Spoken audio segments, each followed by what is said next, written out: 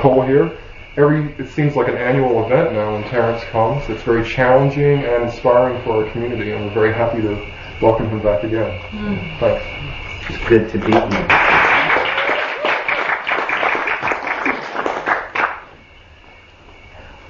Well, this is the culmination of a dream of mine and sort of a departure from what you may be used to from me.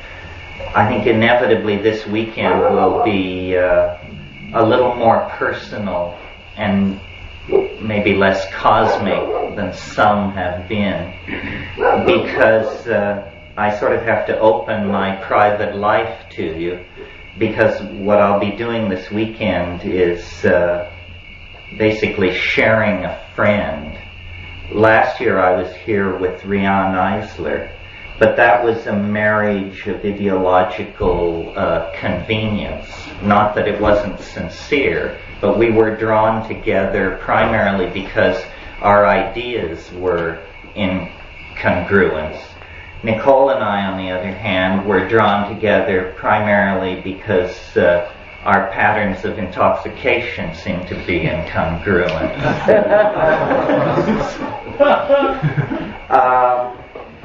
We're going this weekend to talk inevitably a lot about the Amazon, the crisis of conservation in the warm tropics,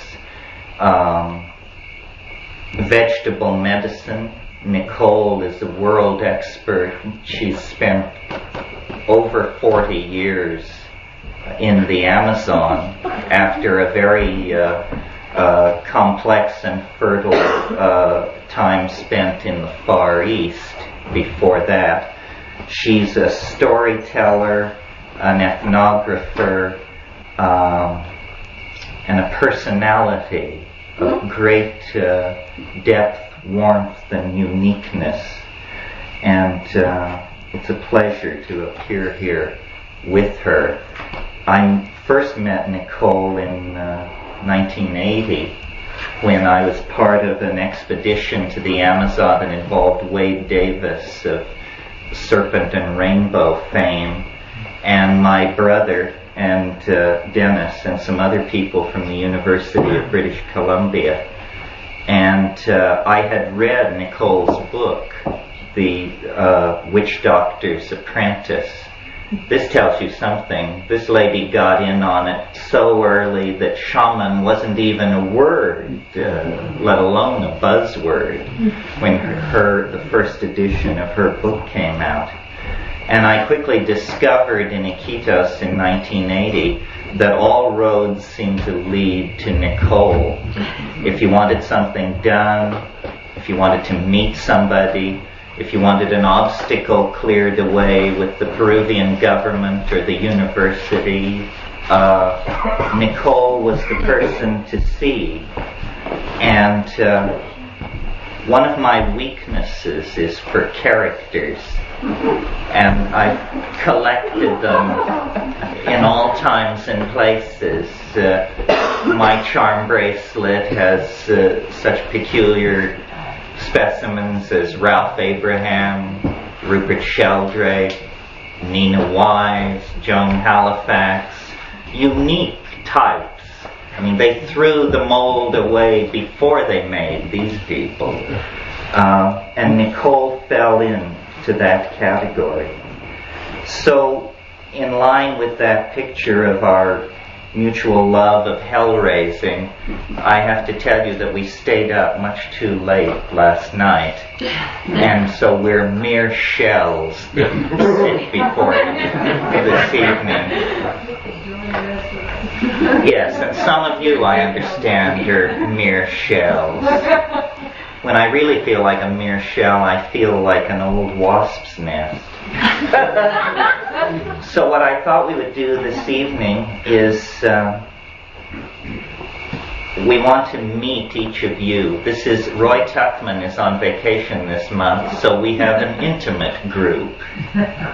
If otherwise we would have had a financially successful group.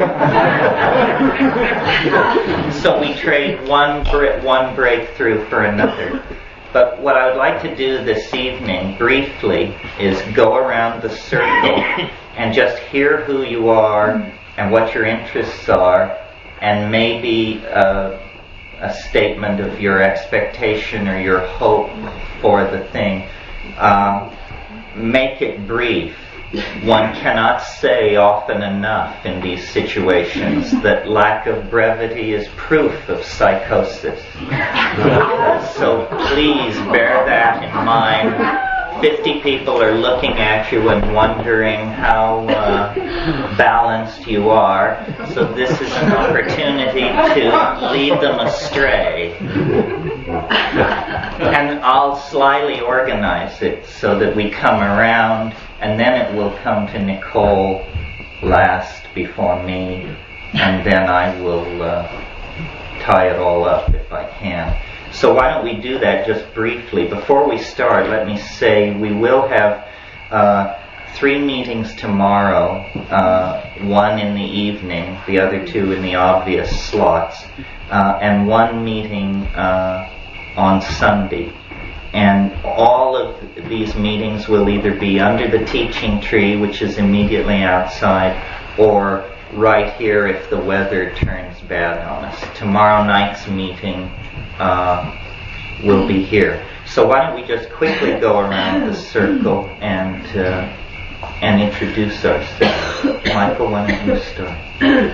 Okay, hi, I'm Michael. I spend my time living here at the Ojai Foundation and at Omega Institute in New York. And Terence, his material and influences that he's been influenced by have been important to me as well. I love science fiction and I love Tai Chi.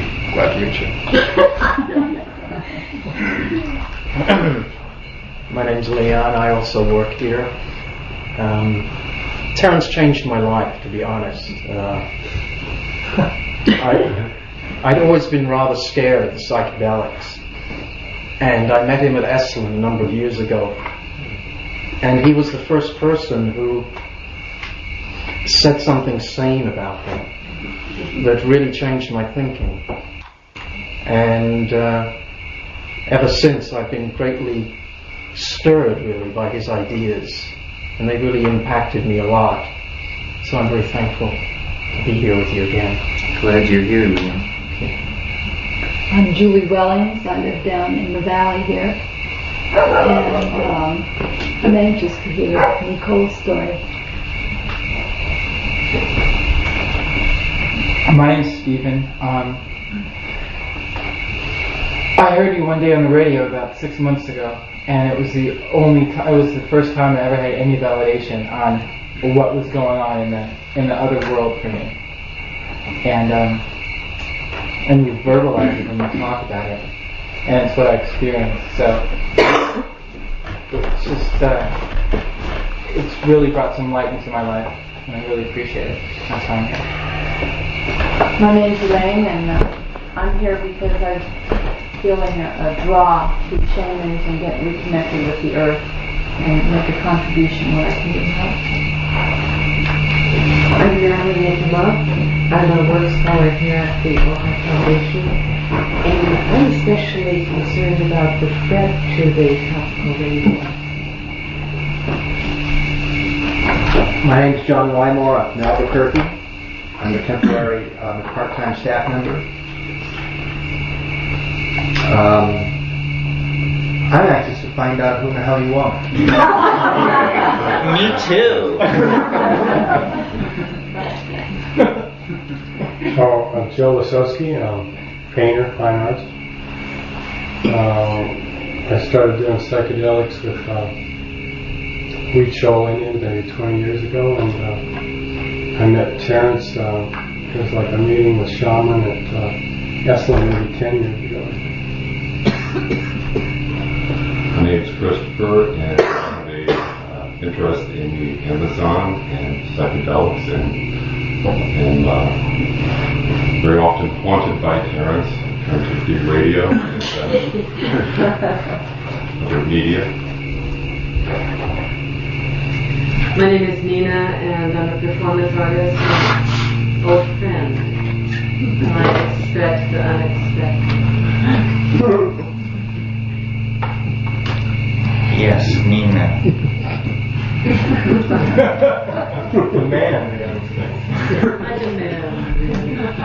Nina introduced me to my wife, and it's been unexpected ever since. And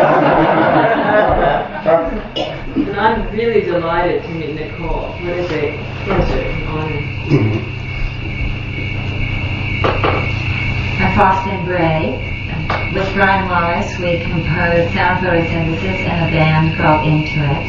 We produced Terence and Kat and many other folks around the town that you have come to know and love. And it's great to see you here again. We were here last year with Ralph Metzner and Terence for our first time at Ojai, and I'm glad to be here again this year.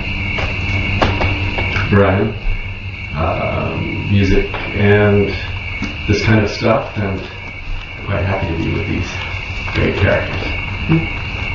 My name's Elizabeth. When I was 37, on my birthday, I heard a voice inside my head say, from now on everything will be in reverse. And to point it up, while I was driving about a half a mile from my house, forward gear went out and I drove home in reverse. So I feel very comfortable with the archaic revival theme. My name is Jane, and I also live in the valley, and I'm very grateful to be in your presence and looking very much forward to hearing, especially Nicole this evening. Thank you. I'm Pat Danish. I'm a painter, and I work here. I'm very curious and interested in the other parts of reality that I touch upon in working with art and the psychedelics. My name is Ingrid. I'm a work student here. I'm coming from Vienna, Austria, and I'm here in your workshop because I have heard many interesting things about Nicole and you, crazy things, and now I will find it out myself what is true about. My name is Anne, and I'm an artist, and I live in Ojai and Santa Monica, and I've heard enough that I'm fascinated by this information and looking forward to hearing more. My name is Kevin, and I came because I got somehow I got on the mailing list, and they sent me this out, I looked through them, and this one looked really interesting. So I have no expectations. I heard Terence speak once down in Los Angeles, and that was the next thing. So I'm looking forward. Well, if I'm looking forward to it, then that's an expectation. But yeah, I'm looking forward to it anyway. Welcome. My name is Gary, and I work here at the Ojai Foundation. One of my interests, I guess, would be what the source of hallucinations are, or where they come from, or what sort of structures in the mind and how they got there.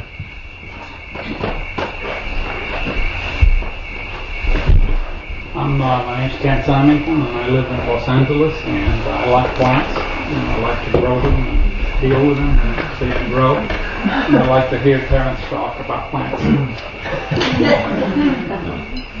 My name is Joy Alex, and I've listened to Terence's tapes. That's how I first got word, and loved all the food for thought. And what more? My name is Carl. I'm a physician from Orange County, and here out of curiosity and looking for insight. My name's Alan, and this place is a spiritual home for me and my wife. We come here a lot, and it's good to be here. And Terence is always a great pleasure to be with. I like to think of him as the Abraham Lincoln of consciousness.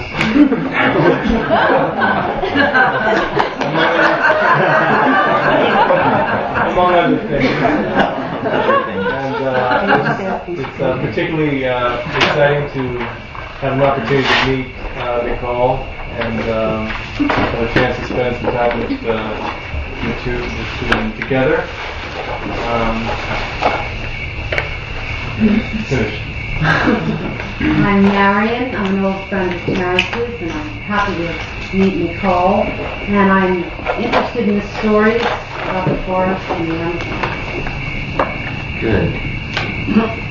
My name is Randy, and I'm not familiar at all with Nicole, but I'm familiar with Terence in the Amazon, and what we're looking forward to.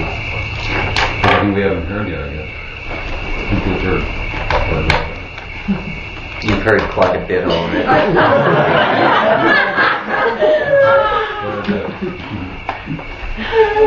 My name is Diane. I'm an artist, and I've been having this wonderful experience since I've seen you for the first time this evening. We've been listening to True Hallucinations, and I've seen your photograph, and some very strange phenomena is going on for me, because hearing you speak, I mean, I heard you speak as I was going down the path in my head, it's sort of full of your words, but it was coming from a speaker. And I don't know if I'm explaining this right, but it is a very strange phenomenon, a true hallucination. Hi, I'm Max August. I'm a therapist, and I'm interested in consciousness and what time, space, and reality are all about. And it seems like you've got some things to say about that. My name's Daniel Siebert, and I'm a plant grower, and I run a partnership with a girlfriend in a sweater business, and I received an itinerary of Terence's a couple of months ago, and there was an asterisk next to the Nicole Maxwell event, and down at the bottom it said, "Should be very interesting." So that's why we're here. My name is Ellen, and I design sweaters, and Daniel left out part of what he does, which is he has a magical plant business, and we're very interested in plants from the Amazon and with psychoactive effects. Yes, Daniel and Ellen have a business which is one of the few places in the United States where some of these psychoactive and medicinal Amazonian plants actually find a commercial outlet. I'm Laurel, and I'm from New Hampshire, and I'm very much of a child to the full consciousness, and I'm looking for some new answers to old problems, or old answers to new problems, whichever one you get. Hi, my name is Bob. I work at the Ojai Foundation, and I've gotten a lot of different perspectives on your work from the staff here, and I found it rather intriguing.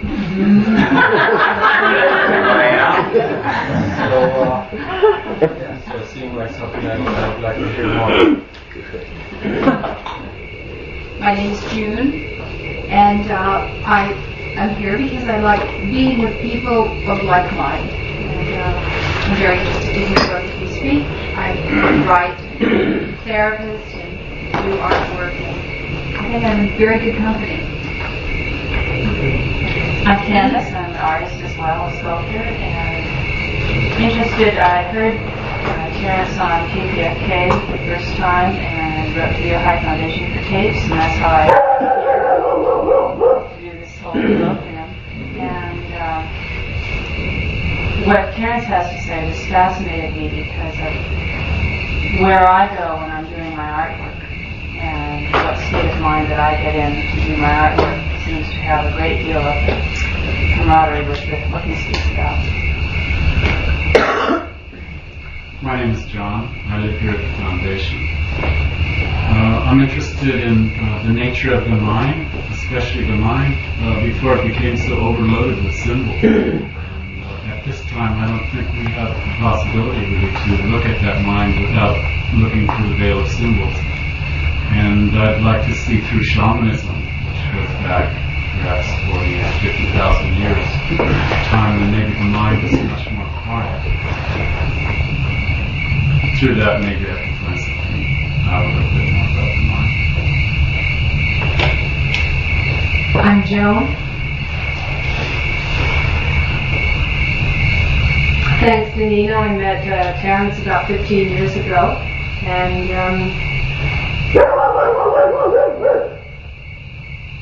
he continues to charm not only me, but an increasing number of insane people. I'm an anthropologist, and I've had a long relationship with visionary vegetables. And I'm very interested and examining in many ways, personally and in other ways, the relationship between indigenous peoples and endangered environments. I'm Gigi. I'm currently MC and part of the backup band for spirit artists at the Ojai Foundation.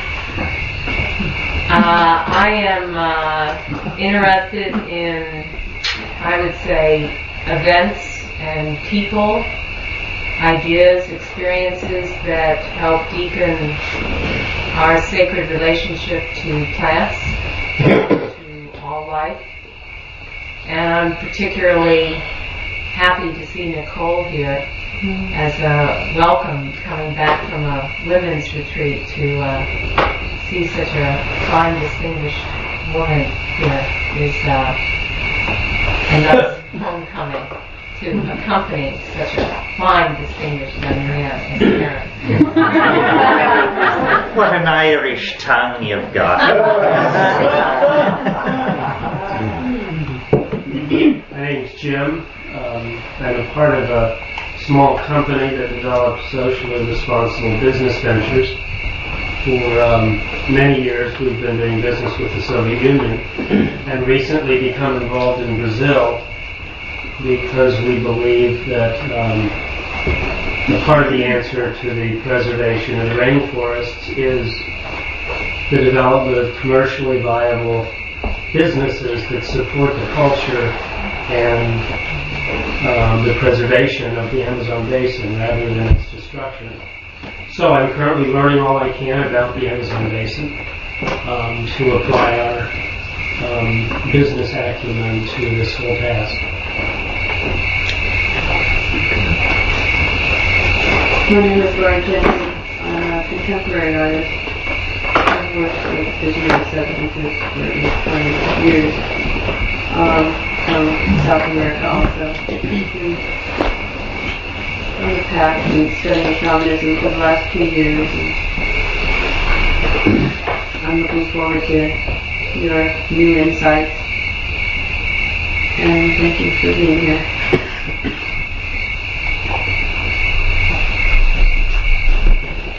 My name is Marina, and last year I went to the Amazon for the first time. I stayed for a couple of months. I went to Brazil, different parts in the Amazon. I was particularly interested in the preservation of the rainforest and preserving the plants. I got involved with a group of people who are working to save the forest. They do something, they do ayahuasca, it's time. And so I've been working with them for the last year, and particularly interested in medicinal herbs, and that I've been registered nurse in India, in Africa, also in different parts of the world. And the Amazon is particularly interesting to as much knowledge as I can get of what I'm looking for, and your name is like, been ringing in my ears for the last year. So I'm very curious to see what you have to say. I'm very glad to be here. My name is Janet. I live here at the Ojai Foundation, and I'll probably be fixing some of your meals. And I came here tonight to hear some stories. My name is Lynn Radcliffe. I've recently come from the East to join the staff at Ojai doing program work. And I'm a peace and justice activist from a long time, and that includes justice for the environment. I'm glad you're both doing your work for it. And I'm always glad to see gutsy, avant-garde, way out ahead women. So I'm really glad to see you there. You're a good role model. Thank you.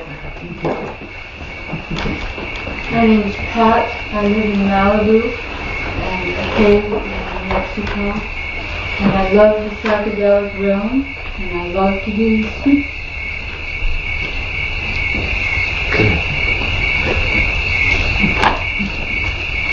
My name is Dushanka, and I was recently introduced to you via a tape at your presentation at Esalen, and I found it very inspiring, and I wanted to hear more.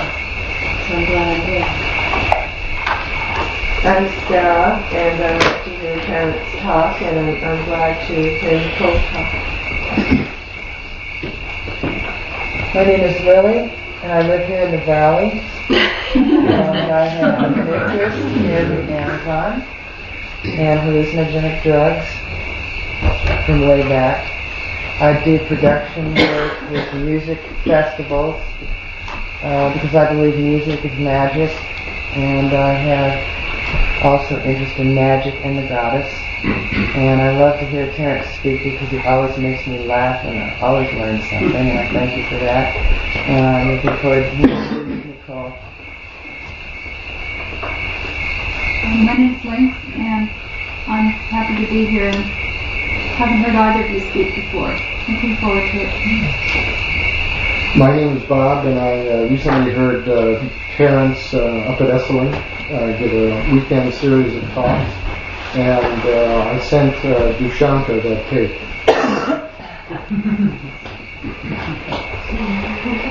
I had to give you credit for it. I'm Eric. I'm semi-lucid insomniac, and I'd like information. Thank you for sharing.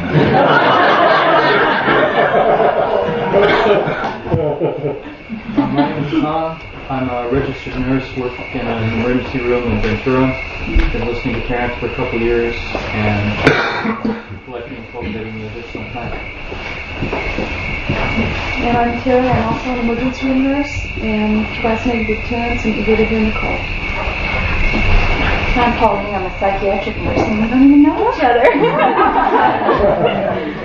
And see, I study different forms of healing, and was in Peru up at Amazon last summer, and very much love the land, and I'm very interested in the ancient ways that come from the land. Were you on the Napa, or where were you? See, on the Amazon. Oh, on the Amazon. Good. I'm Chandra.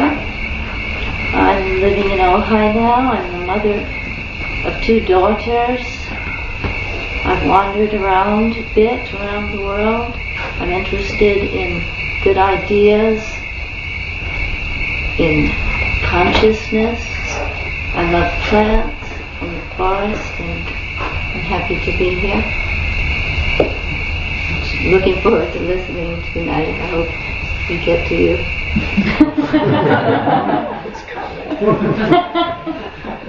My name is Lola, and I live here, and I'm completely interested in the unlimited expanse of human consciousness.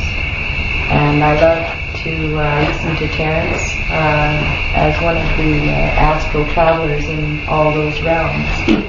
So I'm happy to be here, and it's a pleasure to meet Nicole as well. So Nicole, why don't you just take a few minutes and say whatever's on your mind? Well, the first thing I would say that I ought to is I never really thought too much about the out of the ordinary experiences that we all have, because they seem so natural. And I've been with so many cultures now. I first went to the Amazon region in 1948, that is, as an expedition. And that was not at all for the purpose of getting medicinal plants. I wanted some excitement. I got it. And But the one thing about that was I got hooked on jungle. It's the only thing I've ever been really addicted to. But I can't stay away too much. I get restless. And it does that to some people because, you see, it is an entity. It is not just a bunch of trees and rivers and mud and bugs. It, to me at least, and to most of the people who live in it, I think of the primitive people, it is a very definite personality. And it has power. And so that is why I have to keep going back. My first trip did it. I got into a tribe who'd never seen a white skin before. They didn't think much of it. They took my hand and went this way. And then they said something and everybody broke up, just howling. And I kept saying to my guide, "What'd they say, Alfredo? What'd they say?" And Alfredo was laughing so hard he couldn't say. But he finally dried his eyes and said, "He says, that isn't white paint, it won't come off. She's really got skin like a fish and eyes like a fish belly, but she's hideous." So that went my ideas of being the white queen of the jungle. And after that, I learned that these people were very different from other people I've known in that you could really trust them anywhere. I was with a group of heroes. They're the ones who cut off the heads of people that they kill in battle and then shrink them. It's quite an easy matter. It's nothing particularly magical. They boil the head a little bit and then make a slit up the back and peel the skin off, delicate cutting around the cartilage, and sew it up again and then fill it with hot rocks, and smaller hot rocks, and then finally sand and they sort of model it and you get a nice little shrunken head called a Sansa. And so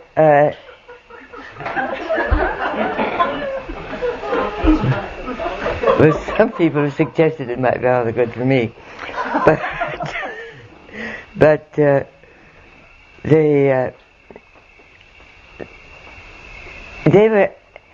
this was my first encounter with primitives, except for a very brief one in Laos, in Indochina, as it was then. And I discovered they wanted everything I had, of course. Safety pins were the greatest, the most popular. I had fortunately somehow got the idea of taking a lot of safety pins. And since the women wear a dress that goes, a piece of cloth wrapped around and brought over one shoulder, rather chic, and fastened here usually with a thorn, safety pins, combining the elegance of jewelry with modern technology, were a great success. And they also rather sometimes wanted cloth. They weren't so sure. I'd taken a lot of gaudy stuff in. And, but they didn't, mostly they wear brown. Stuff they weave out of the native cotton. Cotton grows all over the place. And then dye brown and make into their clothes. But I could leave everything I owned spread out because you're always getting wet in jungle, getting rained on, or your raft. I was on a raft for that one because we'd gone through some rapids you can't take a canoe through, and everything out to dry, and I could go away all day, and they wouldn't touch a thing. They're very, very honorable. In fact, honor is all they've got, you see, because they have any possessions in a short time will get mildewed, or they'll be eaten by bugs, or they just plain rot. And so you can't be anybody important by owning things. You have to be it. You have to be the best hunter or the best warrior or whatever. And it works out rather well until our people come along and teach them lots of other things. But that was the first trip, and I learned to respect and admire these people very much. And I had to keep going back. And so I'd been hearing about medicinal plants all the time I'd been in South America, which was by then 3 years, and that the Indians had wonderful remedies, and I didn't believe a word of it. I'd had a year and a half of medical school. And these savages couldn't know anything that my professors didn't know. That's what I thought.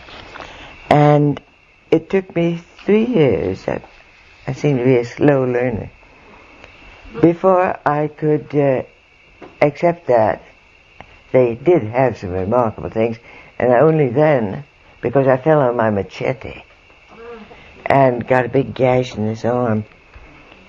And I have a slight tendency to be a bleeder, and I was out in the bush, not very far from the house, and put on a tourniquet of a vine, and came back, and the interpreter, who was the administrator, that this was a property owned by the widow of a Peruvian who happened to be a gal from Brooklyn, and it was way out of nowhere.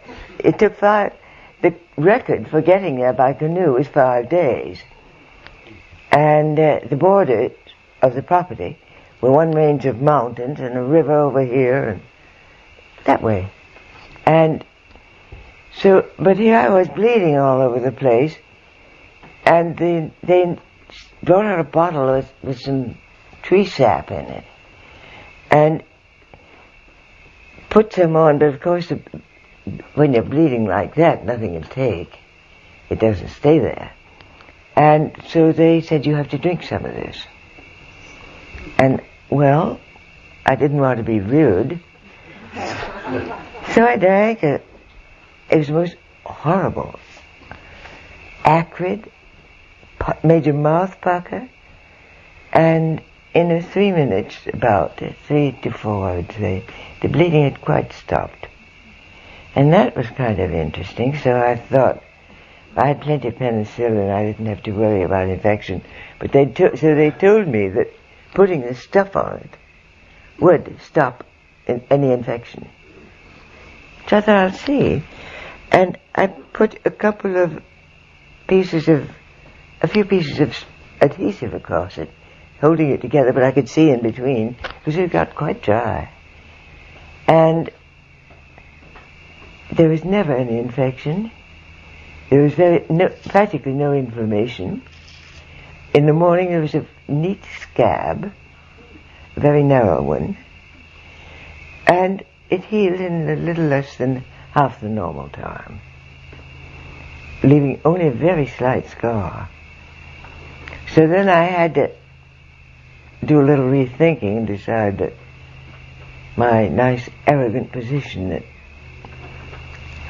of our superiority in medicine would do a little reviewing. And from then on, I went after medicinal plants, and I found they have so much, and their psychedelics are just as important. As a matter of fact, I think there are rather more of them than is generally recognized, even tobacco. Chewing tobacco and swallowing it is very hard on the stomach, but you will hallucinate. I don't recommend it though, because there are far pleasanter ways. And they use those hallucinations so very routinely. They'll tell you, well, I didn't know what to do for my son, he was so sick, so I took ayahuasca. I mean, sometimes it was just one person alone in the jungle. And, I took any one of a dozen. And I saw a ghost tigre attack my son. That's what happened to him. Or something like that. And it is so much a part of the life that you stop thinking of those things or the medicines as particularly remarkable. They're there, and you use them as you would use soap or any ordinary thing, but with greater respect. There is a very definite need that is manifested to respect the things you use, especially the psychedelics. I remember the first time I took home a piece of ayahuasca to plant in my garden.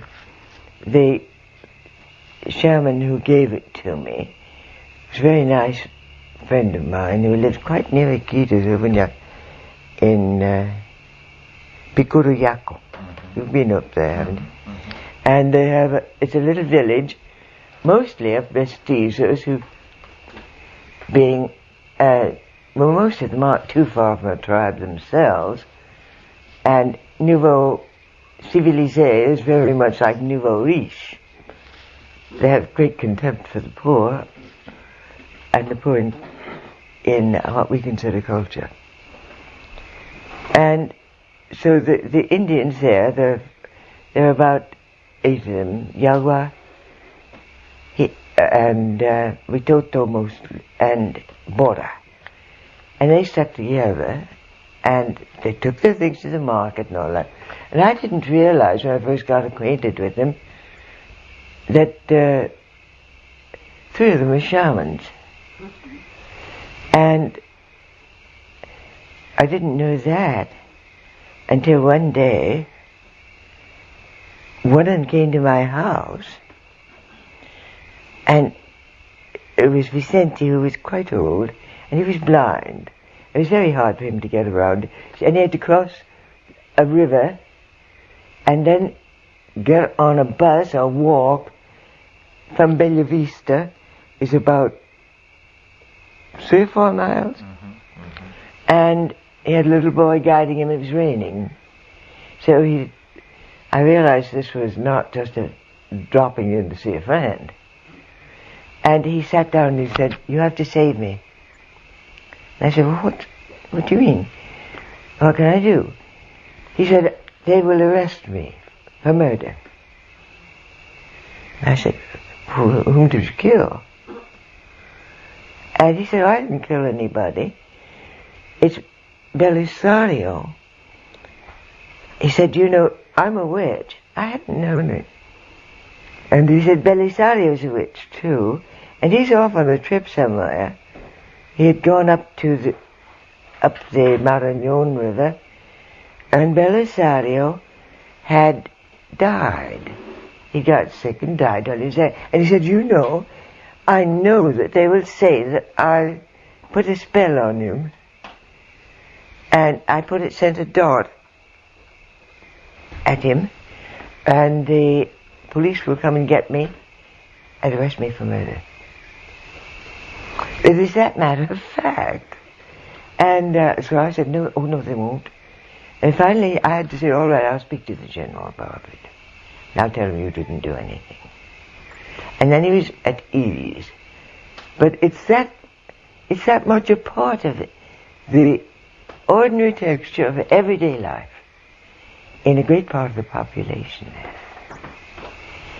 And so you get so that you get a little used to it, and you sort of accept it as,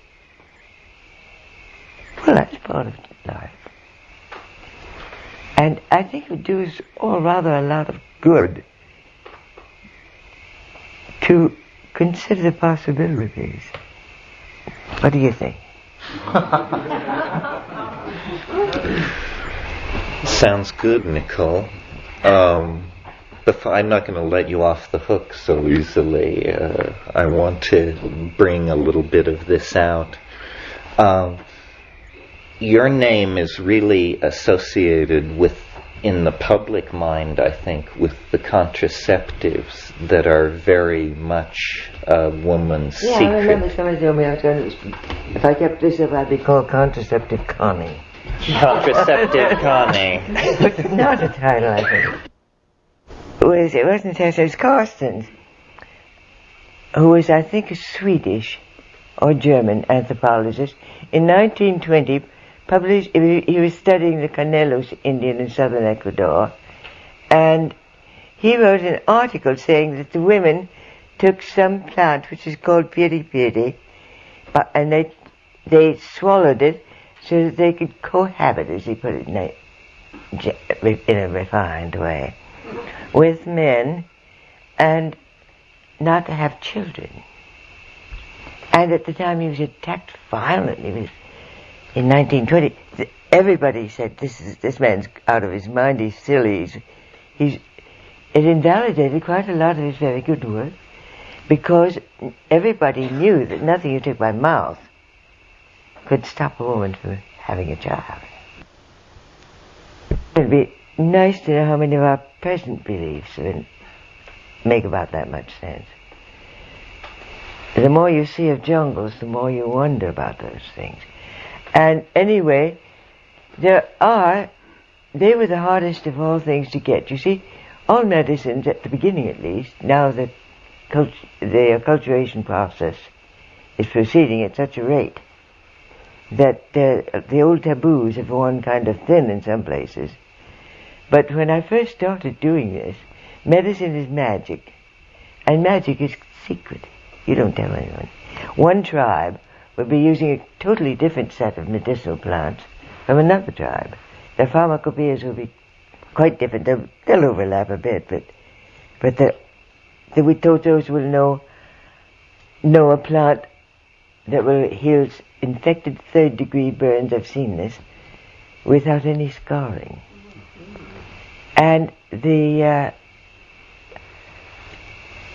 Okainas, who were even of the same language group, didn't know it, because an Okaina girl told me how a Witoto woman cured her, and her tribe hadn't known this.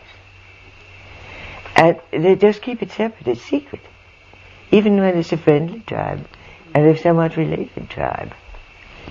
So it was it made it rather a sporting proposition to see how much you could work out of them. And being a woman and traveling alone made it a lot easier, because there was no threat to anybody. I'd have a boatman and his wife, but that's all. And an interpreter, but picked up at the edge of the language area.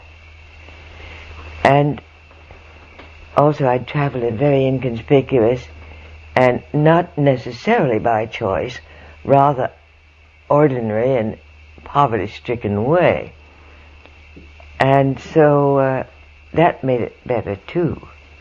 You go in all with fancy equipment and a fine boat and half a dozen people, you're not going to get very far, because they're too used to being put down. And that in itself is a put down, to go in looking very elegant. So I managed to get quite a lot of stuff, and it made it rather more fun, something of a game so you could feel you were pretty smart. And the one thing that even when I had formed a very strong friendship, I could not for years get anyone to tell me about was their contraceptives. I knew they had them. I knew because some medical missionaries had told me of cases in which a woman with malformed pelvis had had a terrible time giving birth, and they told her she couldn't have any more children. And in this particular case, the woman said, "Oh, that's too bad." And said, "Are you going to leave your husband?" "Oh, why should I do that?" The woman said, he's a nice man, why would I leave him? "But you can't have any more children." And she said, "I'll take some medicine." But she wouldn't tell what it was. And she never had another child. And over the time they were with them, there were about 4 tribes, four women in the tribe who had that same experience. And so they were convinced that oral contraceptives did exist and were effective. But at that time, I think it was about, when I first heard about it, it was about 1951, and before I'd even really started going after medicinal plants. And the contraceptives, oral contraceptives, did not get publicity and get on the market until 1960. So I believed them, and I thought it'd be kind of interesting to get them. But you just draw a blank when you mention them. In fact, you may ruin when you're building a relation with, you've gone into some tribes that are kind of far away and not used to white people, and maybe it hasn't seen them very often. And you're getting along fine, you say something about a contraceptive. Once I just said, I smell piri-piri, which is, and you know I've had 20 piri-piris for all different purposes, rheumatism, contraceptives, and some you wash your husband's pants with and he'll be impotent with another woman. And they use it for everything. They've got one for whatever it is.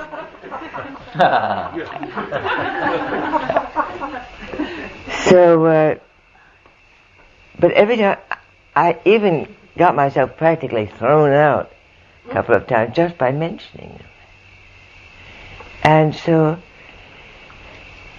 finally, it took a long, long time, but you will eventually, if you keep going into different tribes and meeting different people, get a sudden understanding. It's like the leap of an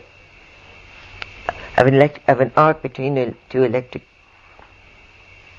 poles, and now and then it happens, and then you're you're really lucky. And so I did find a Hebrew woman who got them for me, and even then I had a very difficult time getting away with them, but we managed. And well, it was very funny actually how I managed.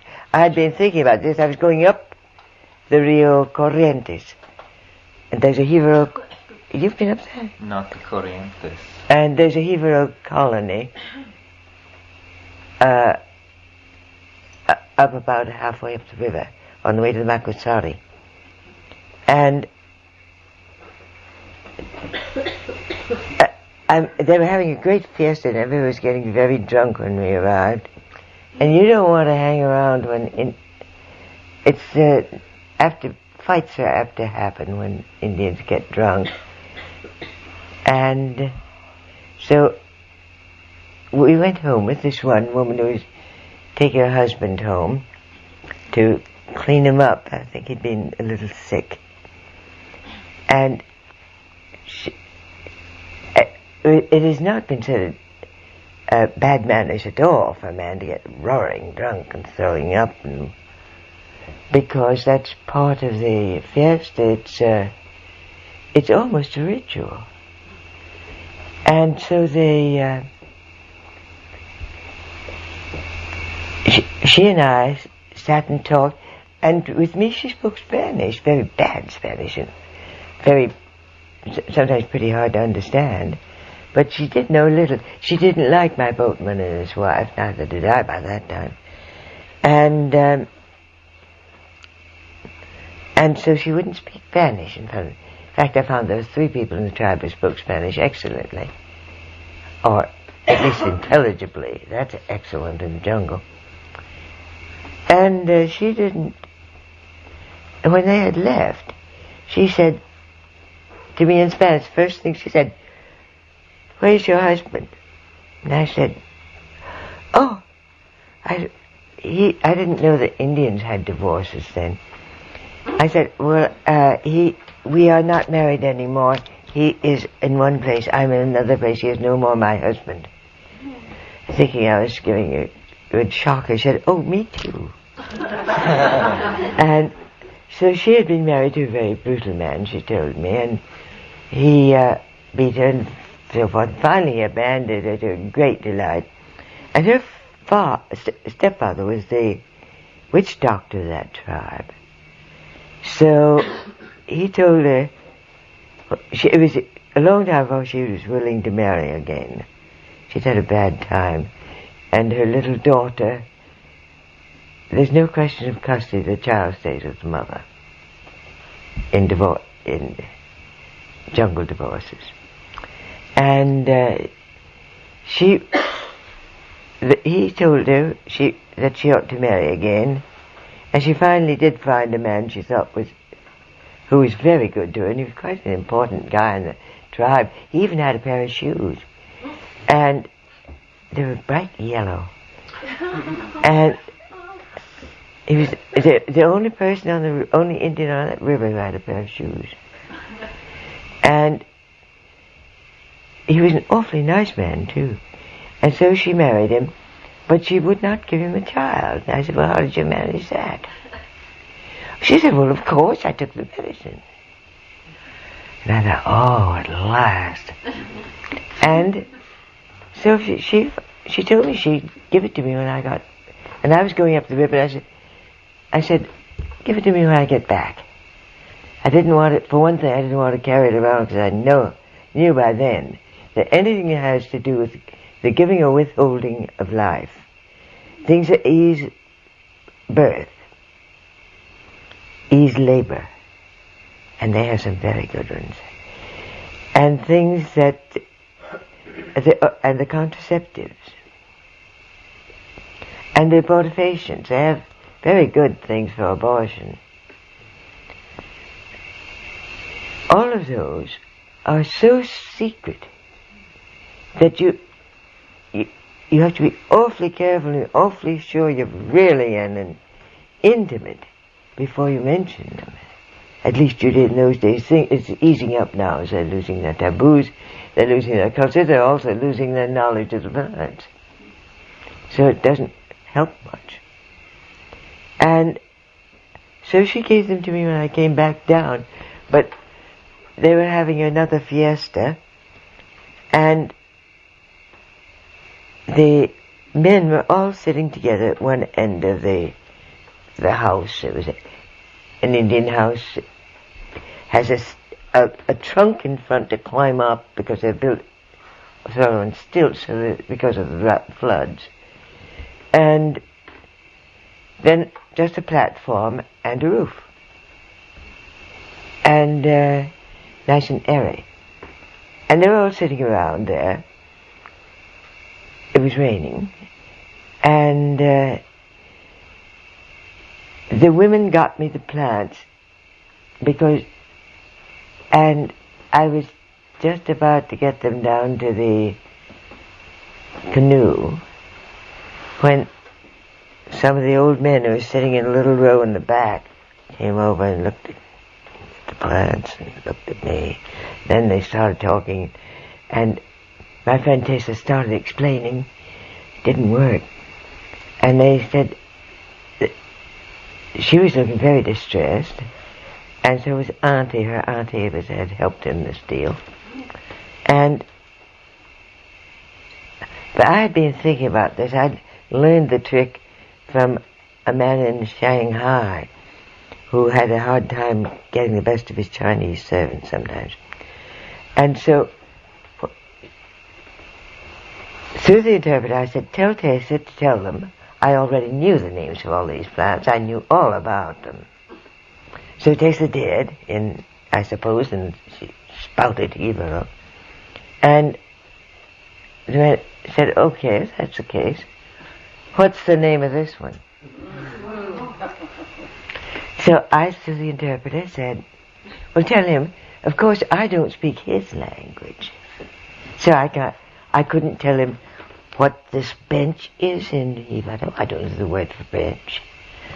I couldn't tell him what the rain is, but I can tell him what it is in my language.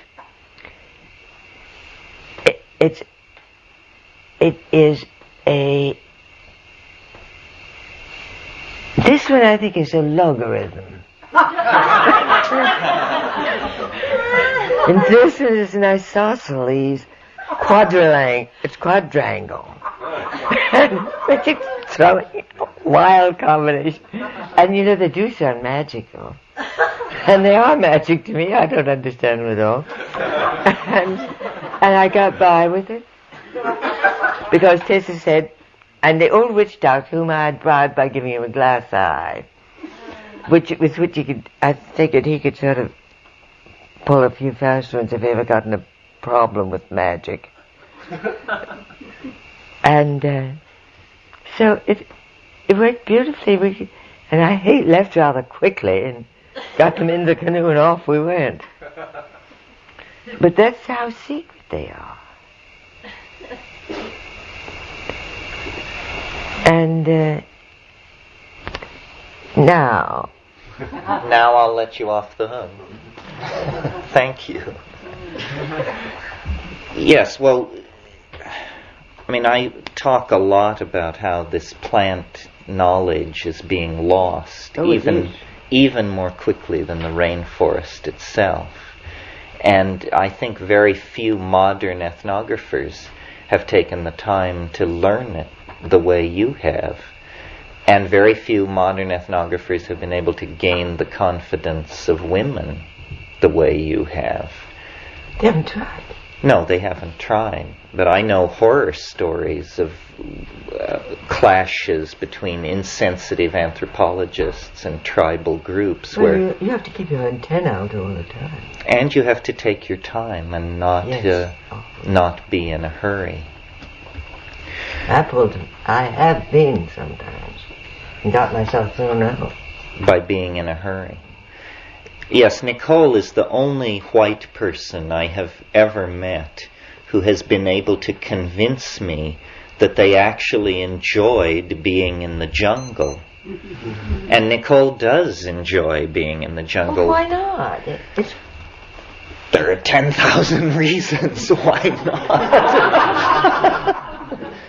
It is the most exciting, the most beautiful, and the most sort of sacred, it has a spirit, a very strong spirit. And also you have the great pleasure of thinking, imagine me doing this, and feeling like somebody important. That's to right. yourself. That's right. And I don't get that chance very often. But I traveled years later to many of the same places that Nicole describes in her book, The Witch Doctor's Apprentice. And the model, let me tell you, for exploratory writing is you go nowhere and then you exaggerate when you write about it. And all these hairy-chested guys who are running around the Amazon with machine guns and helicopters inevitably exaggerate the difficulty. And if you read Nicole's book, it sounds as though the Amazon basin is just dotted with wonderful, clean, friendly villages filled with happy, fascinating people. Oh, nuts. My books aren't phony. No, that's what I mean. You don't exaggerate. But Sebastian Snow and some of these other people... Well, I knew Sebastian. He came to my door and said, in Lima many years ago, somebody banged on the door. He was this nice little blonde boy. And he said, I'm Sebastian Snow, the Royal Geographical Society. I said, that's nice. I'm a fellow, too. I said, well, I'm not yet, but I'm going to be.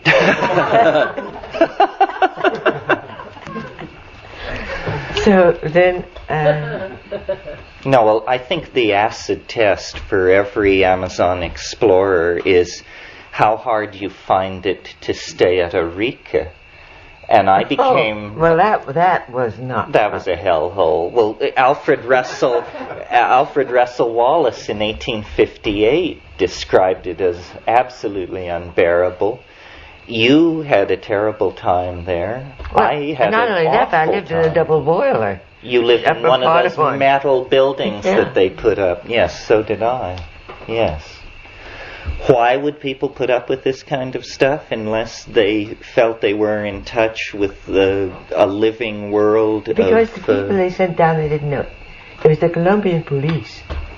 And they sent down people who were from Bogota, grew up in Bogota, didn't know a thing about the jungle, and they sent them for a year and a half so they didn't have time to learn anything.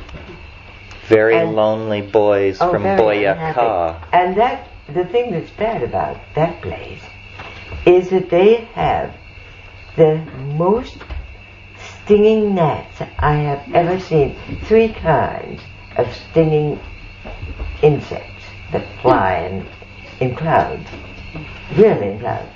And there are the little black gnats that make a blister. There are the little black gnats that make a bloody spot. And there are the tabanos, the triangular black flies. This was the one we were trying to remember yesterday. Tabano, yeah. And they will eat through the heaviest jeans or anything else, and they make a very painful, burning bite. Of course, the mosquitoes are on duty too, but they're less evil. Now that is the most important. It's an awful place. Nicole visited La Chorrera long before I was there, even before John Sullivan was there. That's how out in front of the pack she was. 59. You were there in 59. I didn't get there till 71. They're a wonderful group of nuns and priests there. Yes, I wonder how they're faring in the middle of the Coke Wars. But I haven't heard they're killing any Catholic priests. No, I think that airfield is very important to the Coconeros, and probably they strive to keep decent relations there. Well, they're all Catholics too. Oh yes, absolutely. The higher horror of the whiteness is certainly a Catholic trait. Well, let's see here. Let me... I'm a little off balance because I held a weekend at Esalen 2 weeks ago, and they allow the people who participate in the workshops to evaluate people, and I got dinged. And somebody wrote an evaluation and said Terence McKenna is the William Buckley of the psychedelic left. Good God! And he needs to learn to listen. So you'll see me doing or trying to do a lot of listening this weekend. I have a kind of obsessive need to create a certain kind of closure, so excuse me for about 5 minutes and I'll do it. It's just to satisfy an itch of mine. It's the need to try and tie this all together and make some kind of sense of it. I mean, what does a plant that heals wounds have to do with hallucinogens, and what do these things have to do with a global planetary crisis in the ecosystem, and what does that have to do with each of us? Well, to create an overarching metaphor that can connect all this together, I think what we have to do is think in terms of the exhaustion of our own cultural forms. I mean, that's what we're living through, is a global dying created by the exhaustion of our cultural forms and the vitality of the cultural forms that we see in these so-called primitive, I call them pre-literate people. As Nicole pointed out, they have nothing. But what they seem to have that we cannot seem to get a grip on is a kind of dynamic equilibrium with their environment and peace of mind in the felt experience of the moment. These are the two things we don't have.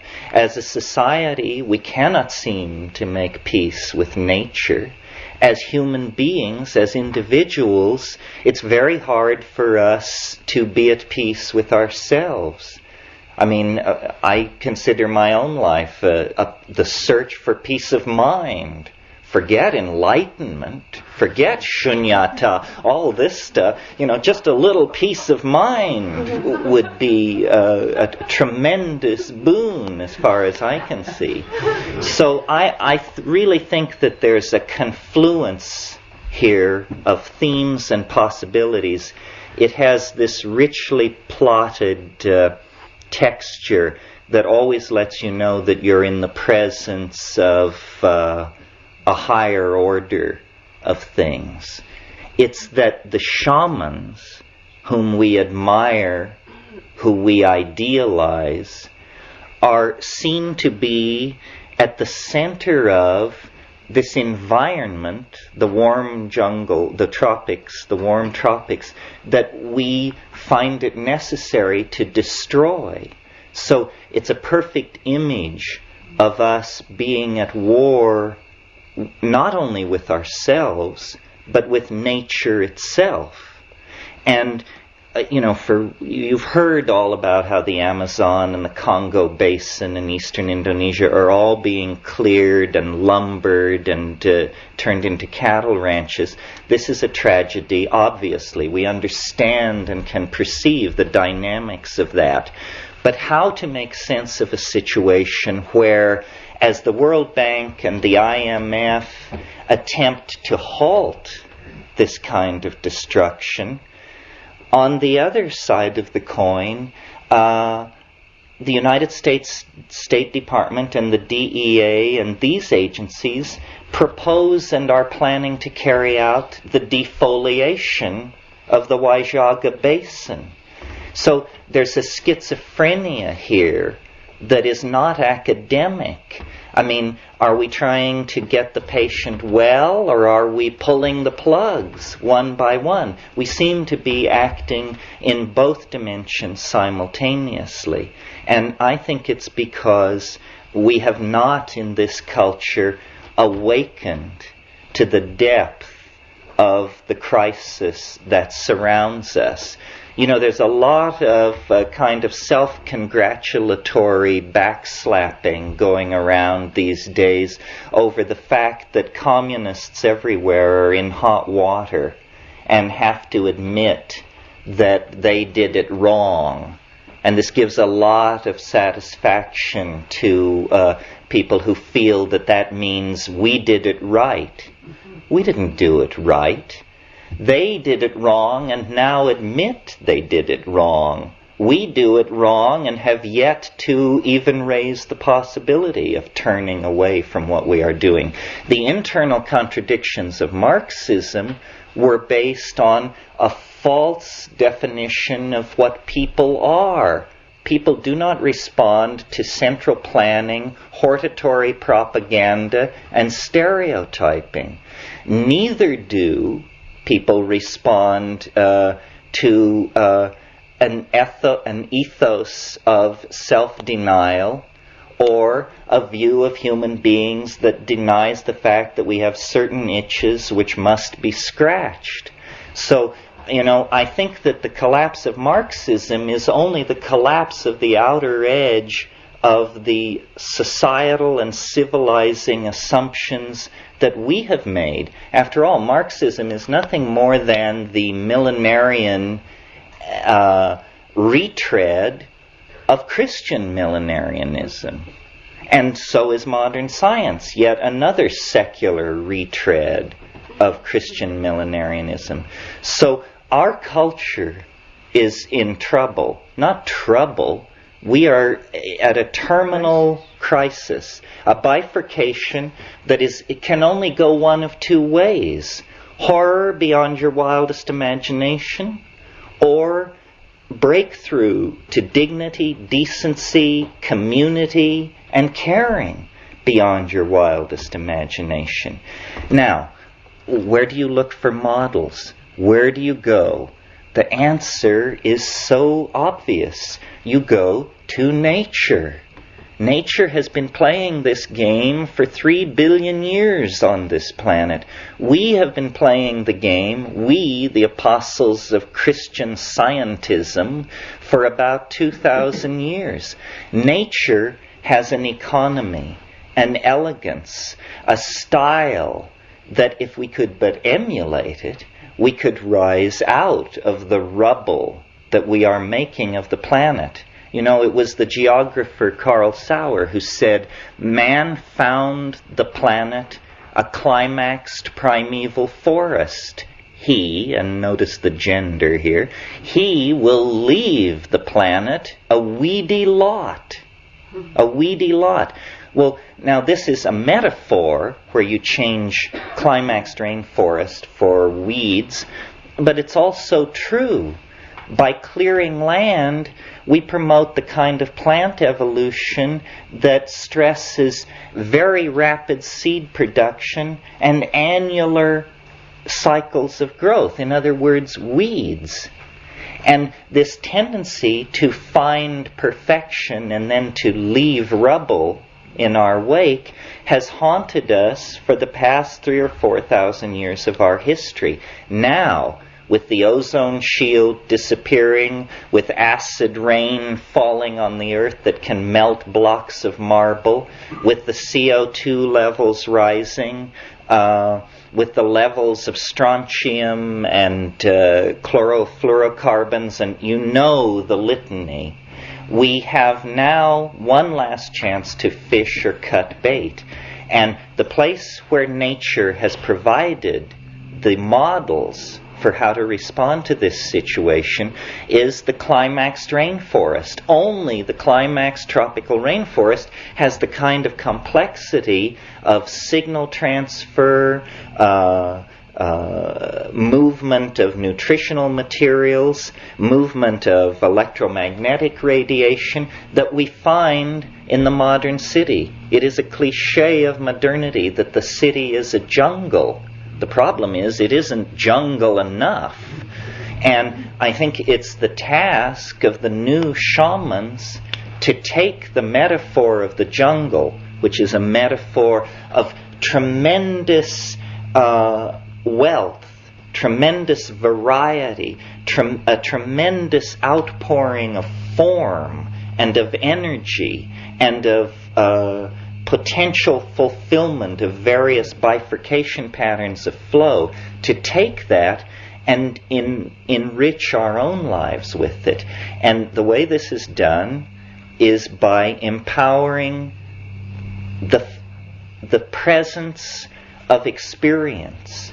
The main thing that you get with these so-called primitive, pre-literate people, and with people like Nicole, who have spent time in this situation, is they are in the moment. They know how to have fun. They know how to work. They know how to live. And the reason they understand this is because they are focused within the confines of the felt presence of experience. They do not live by abstraction. And abstraction is the knife poised at our hearts. We are so much the victims of abstraction that with the earth in flames, we can barely rouse ourselves to wander across the room and look at the thermostat. That's the level of disimpassioning that abstraction has laid upon us. Well, hopefully this weekend there will be passion. There will be an effort wherever there is abstraction to drag it down into the felt presence of the moment. I think basically what we are a kind of green anarchy, an effort to revivify social forms that have been atrophied in the West at least since the destruction of Eleusis, probably in most places thousands of years before that. This is our last chance. I have done the best I could in terms of trying to sift through all these options and, as a communicator, offer the best way out. And, I could only do my best. And so that's what you get. I can't preach scientism because I don't believe in it. I can't preach Buddhism because I can't understand it. The only thing I can preach is the felt presence of immediate experience, which for me came through the psychedelics, which are not drugs, but plants. It's a perversion of language to try and derail this thing into talk of drugs. There are spirits in the natural world that come to us in this way. And so far as I can tell, this is the only way that they come to us that is rapid enough for it to have an impact upon us as a global population. This weekend will be different because we will be hewing close to the source. Nicole is a priceless repository of information, more even than she knows. If I could declare her a national treasure, I would. The number, who knows what this woman knows? Who knows how much human suffering, the alleviation of how much anxiety lies in the hands of perhaps half a dozen people of Nicole's caliber who have paid their dues in these jungles. This information is flowing through our fingers and disappearing. In another 30 years, it will be all gone. Every time I go to the Amazon, I can feel the way in which it's slipping away. When my brother and I go off looking for these unusual hallucinogens, often we have the experience where when we finally find the person who claims they know what we're after, the line goes like this: well, I've never taken it, but as a child I remember seeing my grandfather prepare it, and I think I can do it. If it weren't for us standing there asking that it be done, it would never have even risen into the gentleman's mind as a possibility. This is the knife edge upon which this knowledge is poised. If it can be saved, it gives me hope that we can be saved. If we can't save this kind of knowledge, we cannot save ourselves, because this kind of knowledge is ourselves. Culture is a garment which you put on. Medical systems are pieces of jewelry which you wrap around your throat or neck. Religious ideals are like objects which you push through pierced nostrils and earlobes. If we cannot come to terms with that which allows us to give birth with ease, to die with dignity, and to live in health, then what kind of a future do we have? No future at all. So this is not a meeting of obscurantists or enthusiasts for some private vista of transcendence. This is a meeting of political activists, people who are socially committed to themselves, to each other, to the larger idea of community, and who understand that when you talk about Gaia, it's only an abstraction unless you talk about plants. The division between the masculine and the feminine is only trivially a difference between men and women. It is fundamentally a division between plants and animals. Plants are the enveloping feminine matrix of control and refurbishment. Animals are something invented by plants to move seeds around. An extremely yang solution to a peculiar problem which they faced. So the archaic revival, if it means anything, it means reconnecting the Gaian mind, which is a vegetable mind, a feminine, enfolding, boundary-dissolving, planetary mind that is not an abstraction, not a stereotype, not something used to create hortatory propaganda, but a living, breathing reality, a reality which is the only thing which stands between us and Armageddon. we will pursue this in detail over the next 2 days. Thank you very much.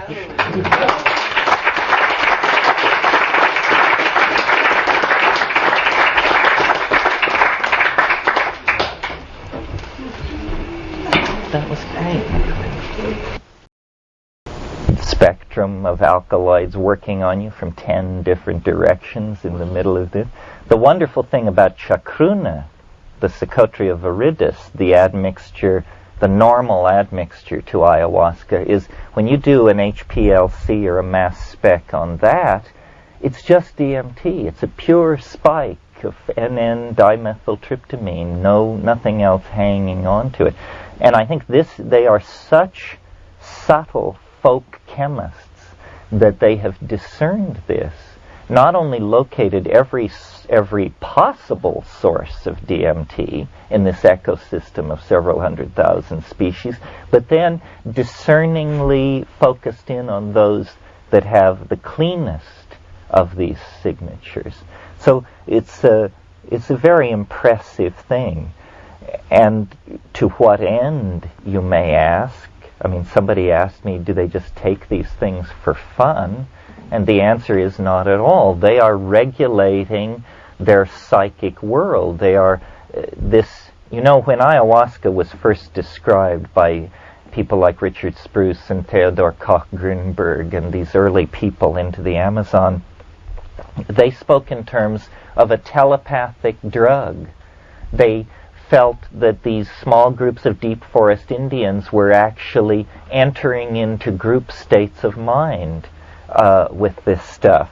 Well, then, in the sort of hard reductionist era of pharmacology, this was, of course, completely poo-pooed and dismissed. But now, with our planet in crisis, I think we need to go back and look at this. I have had extraordinary experiences in ayahuasca sessions. Kat isn't here, so she can't tell the story, but some of you may recall the story. In Don Fidel Mozambique's circle, he had a nephew. This guy was worthless. He was a small-time weed dealer, part-time pimp, mostly ne'er-do-well, but because he was the sobrino, the shaman's nephew, he couldn't just be tossed out. And he would come to these ayahuasca sessions, and the shaman, Don Fidel, Don Jose, the old guys, would sing these beautiful songs in Quechua, and he would sing against them. He would sing while they were singing. He would sing a different song.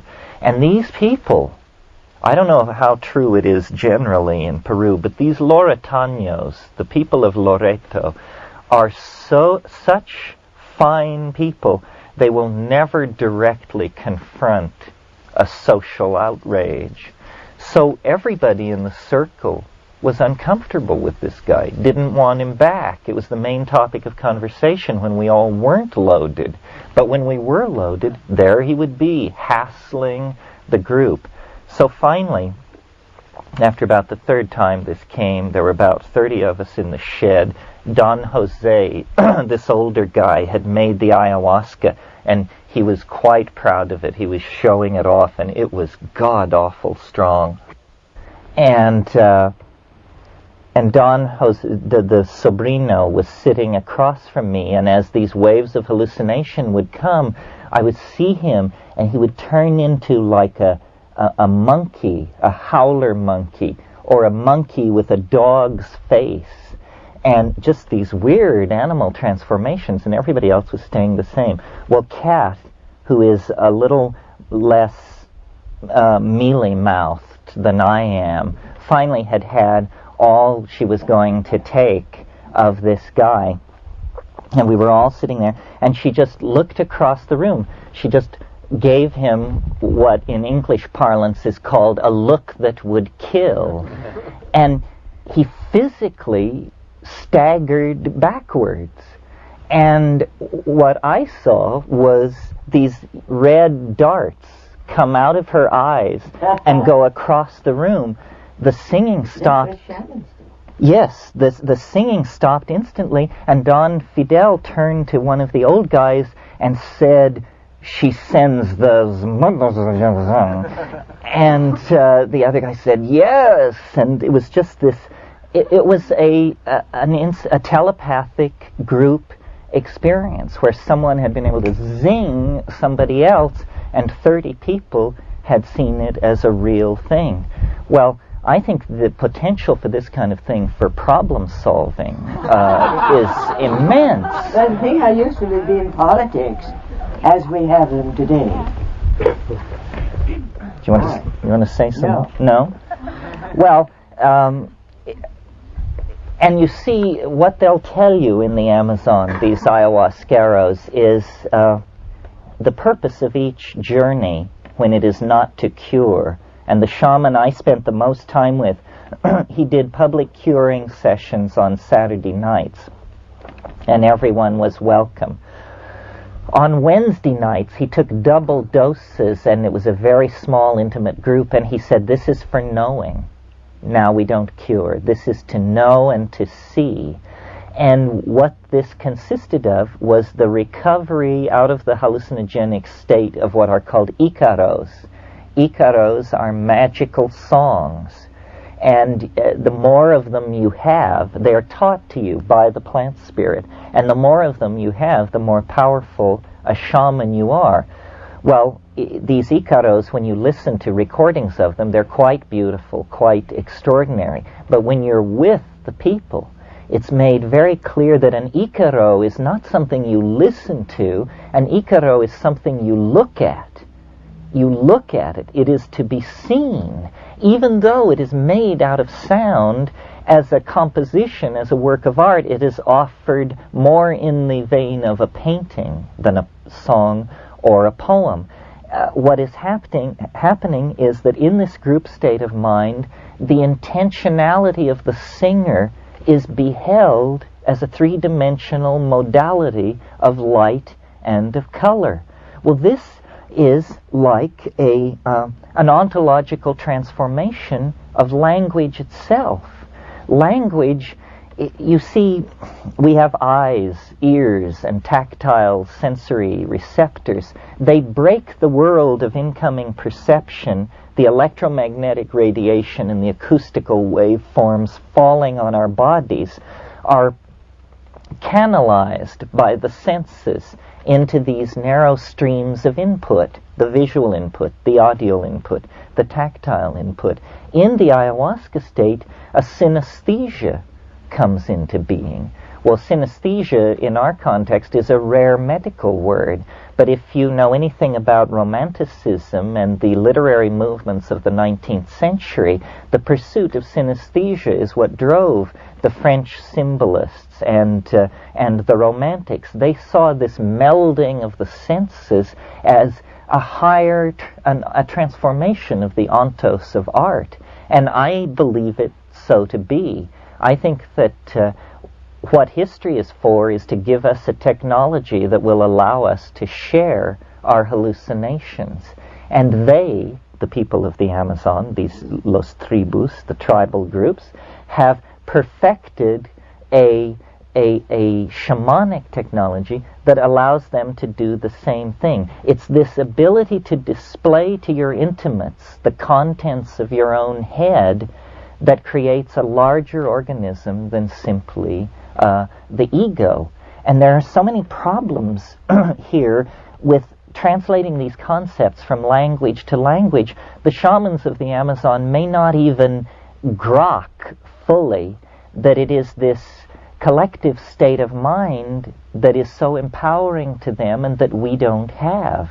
How do you know what it's like to be inside the clothing of another culture? Well, you don't know. But the modality, the benchmark that the pharmacological fact of the chemistry of consciousness gives you allows you to work out from a given a kind of map of what must be going on. That's why the shaman's remark that it's so hard to take ukuhe was interesting. It meant that, he was making a statement about the human condition. He was saying, it's hard for us to do this, just the way it's hard for you to do this. I've discussed this with mushroom shamans in Mexico and ayahuasqueros in South America. They say it is not easy to do this. It is not easy to plunge into this hallucinogenic maelstrom. No culture prepares you for the modalities of the psychedelic experience. A culture can give you personal authenticity, self-control, and courage. These things will serve you well, but in terms of preparing you for what you will experience, it's virtually inconceivable. I think that the great gift that is going to come out of ayahuasca is the ability to open our heads to each other, to truly de-individuate, to truly create for ourselves a group mind.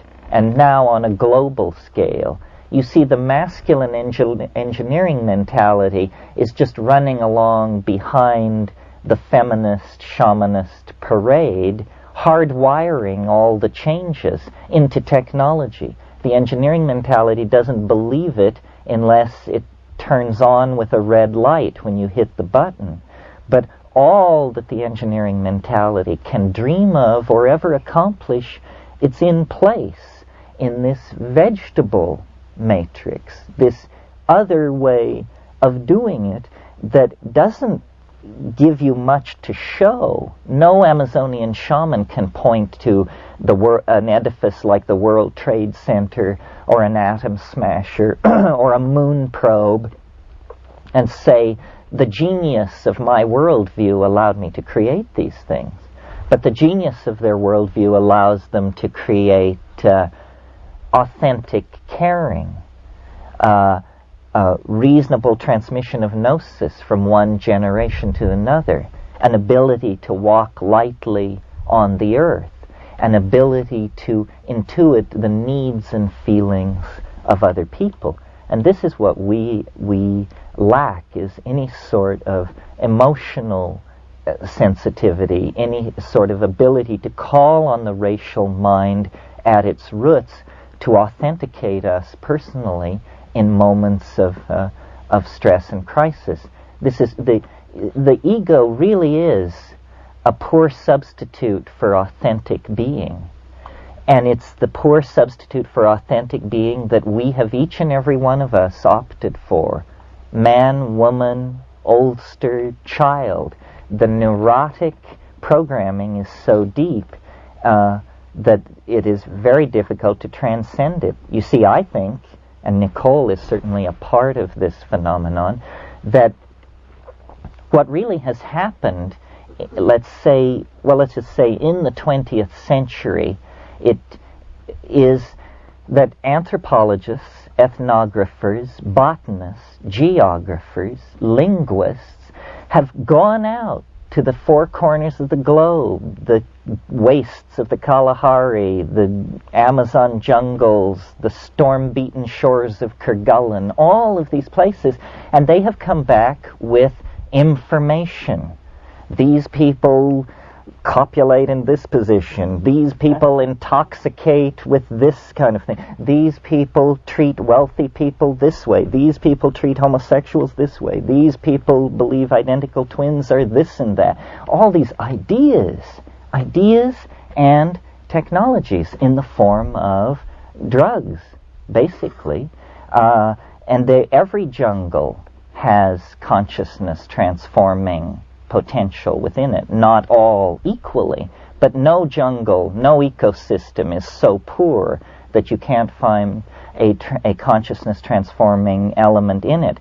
Well, as we now sort through this vast smorgasbord of options, should we practice the oracular systems of the Azande? Shall we all become Mahayanas? Shall we take up Sufi practices? What is our relationship to the shamanism of Tierra del Fuego?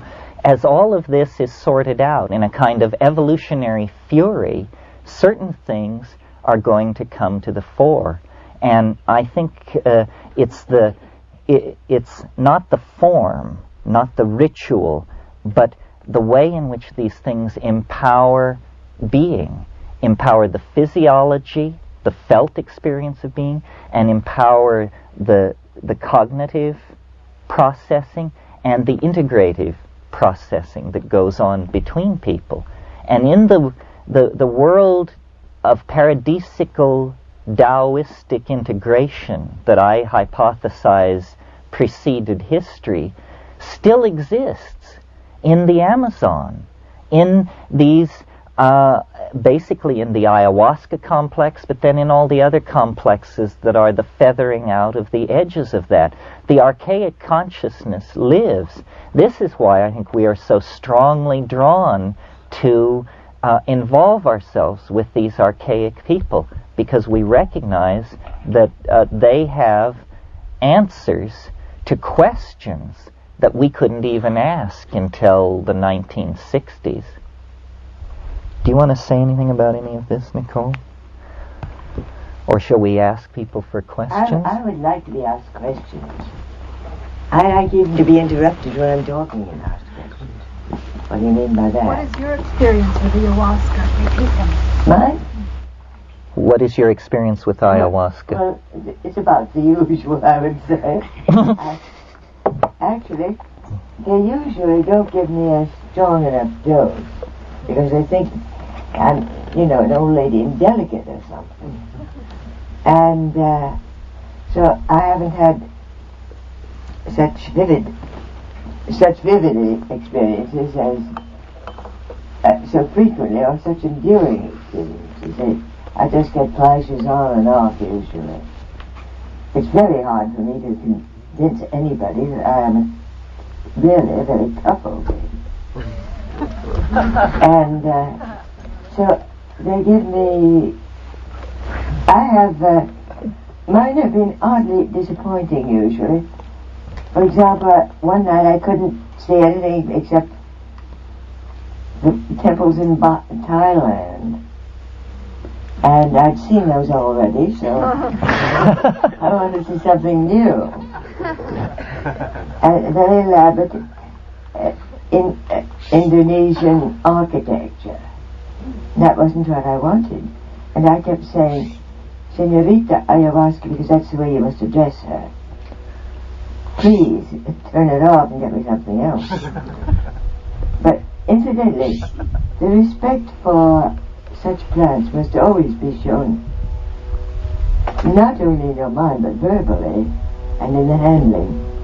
When a witch doctor friend gave me my first, he sang a song to it when he dug it up. And he sang, Dear Senorita Ayahuasca, I am very sorry to have you leave me, but you are going to Senorita Nicole. She will be good to you. She is a good person. You will love her. She will love you very much. Please grow big and strong and active. And that is the way you must transplant. Did you do that with yours? Oh yes, and I blow tobacco smoke and the whole bit. Then of course it will. But they are extremely aware of plant sensitivity, of course, and must always respect it. And the Kalos, these magical songs, are so much a part. I was sometimes told that they didn't think the plants would work for me, especially when it was something they didn't want to give me, it was taboo, because I didn't know the song. Or if I knew it, I couldn't sing it properly, because nobody could who was not a Toto, for example.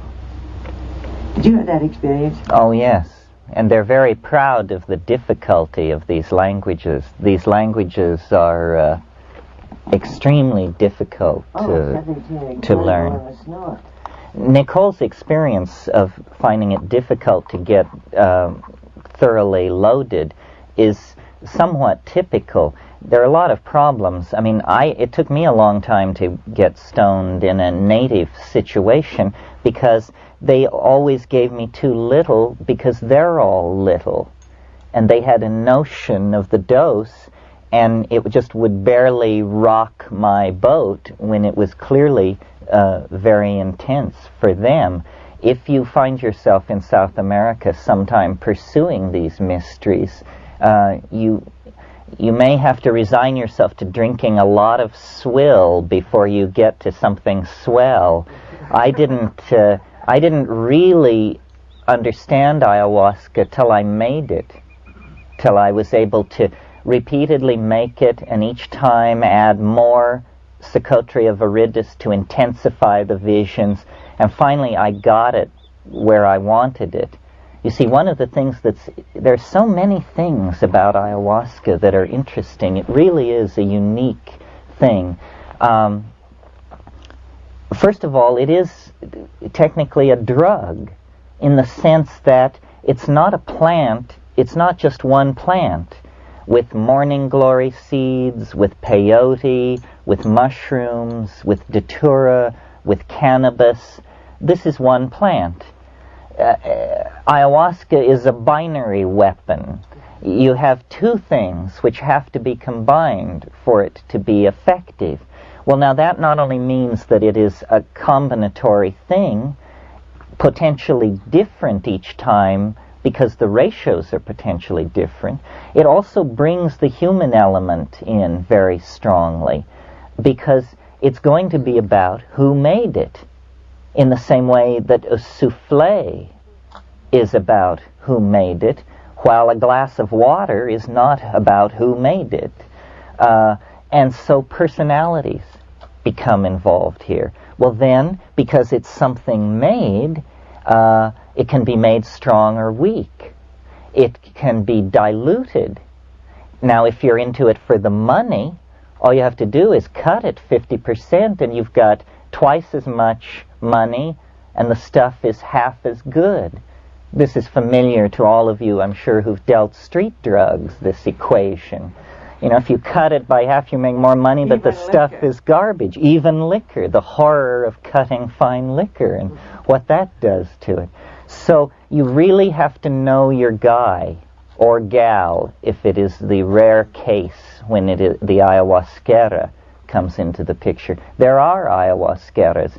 When Kat and I were in the Amazon in '76, we tracked down and spent time with Manuel Cordova Rios, who some of you may know his book, The Wizard of the Upper Amazon, by Bruce Lamb, is about Manuel Cordova Rios. Well, when we met him in '76, he was 93.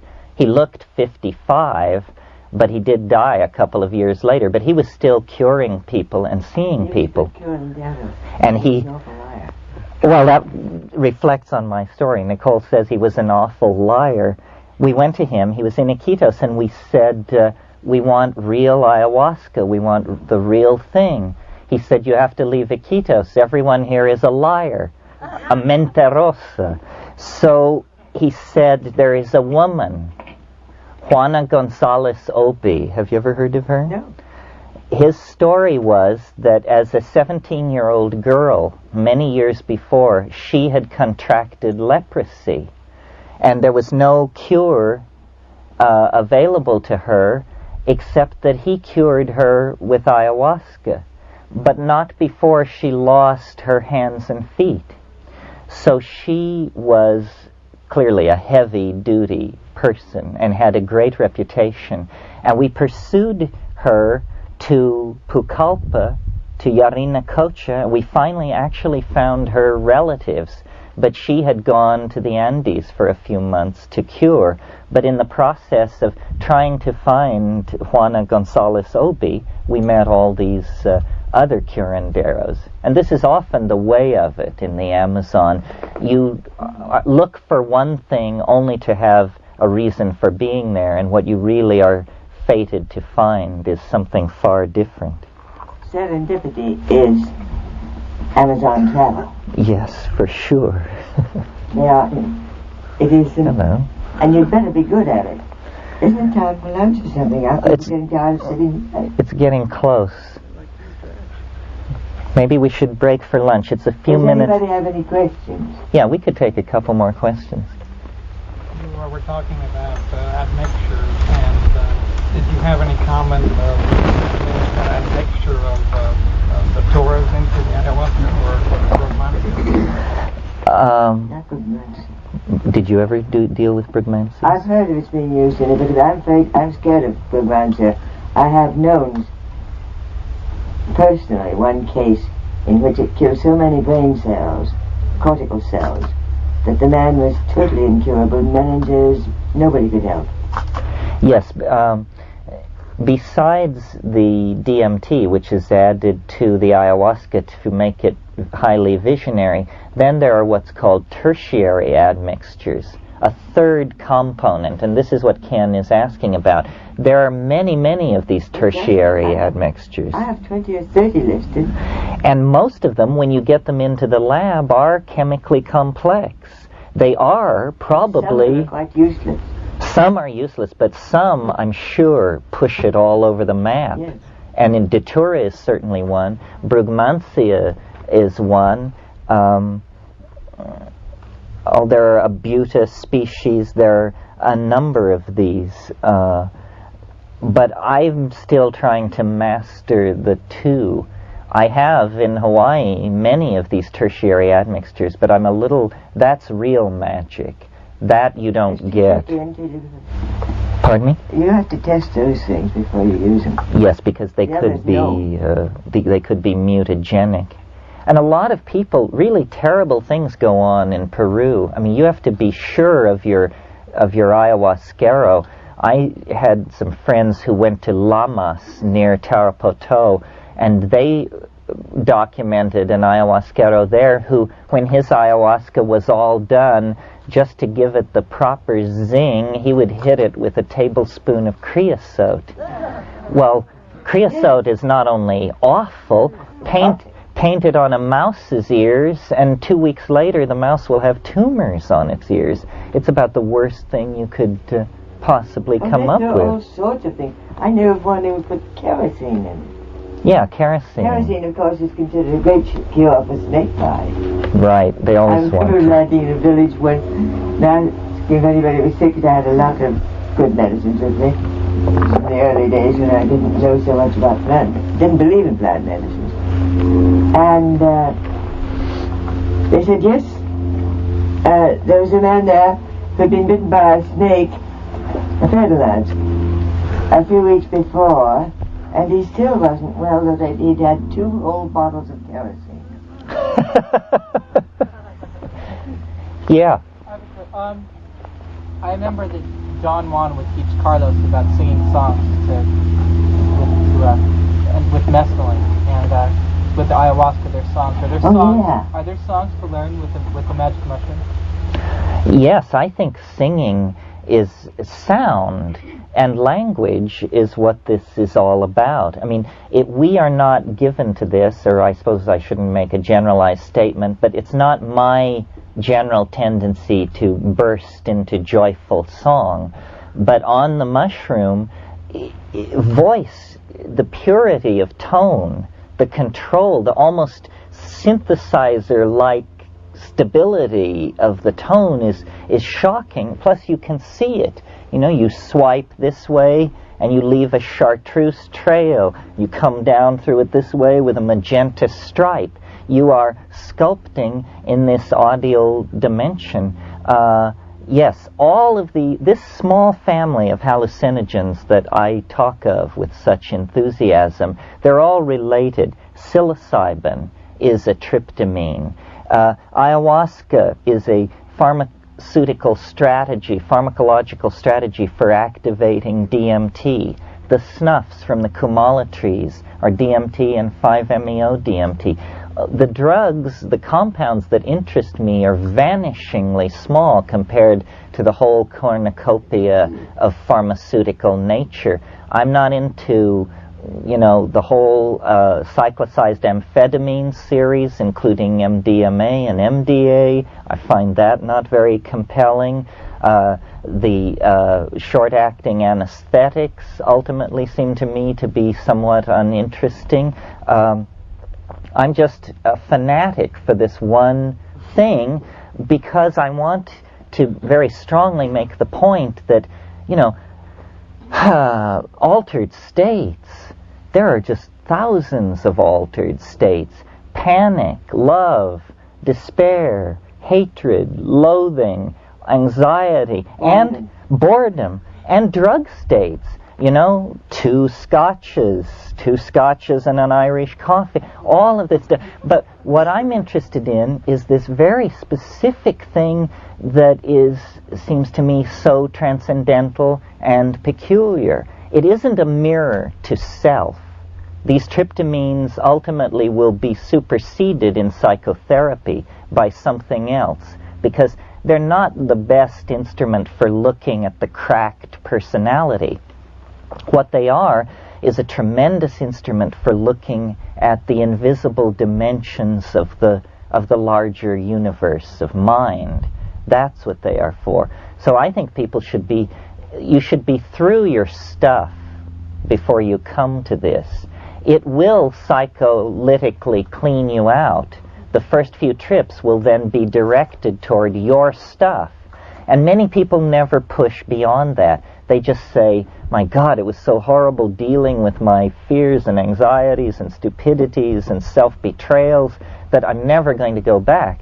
But if you will persist, eventually it no longer becomes about you. You become the small figure in the foreground of a vast and unfolding cosmic drama, not a personal drama. And that's the shamanic perspective. And every shaman must go through this shedding of personal identity to then reach an accommodation with it.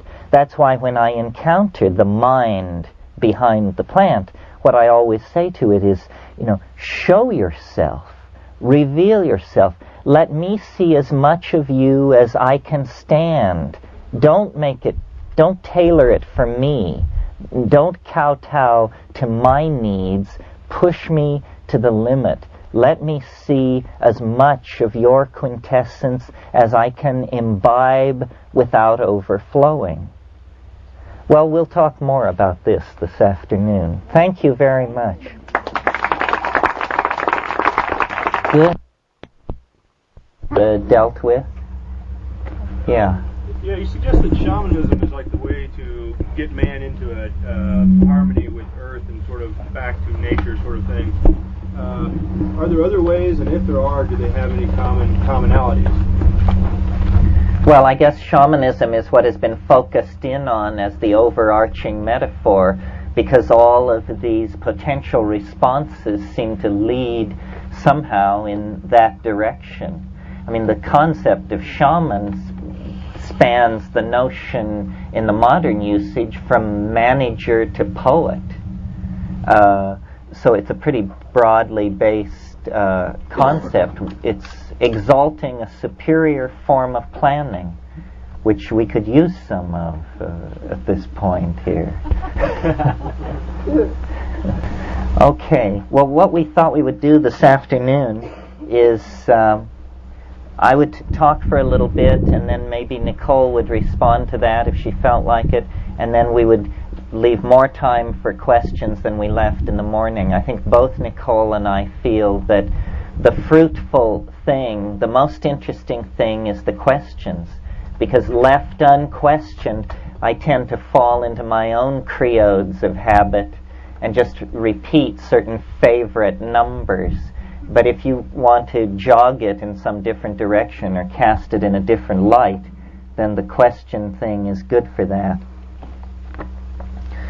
The subject matter of this weekend is Amazonian shamanism, specifically named in the title.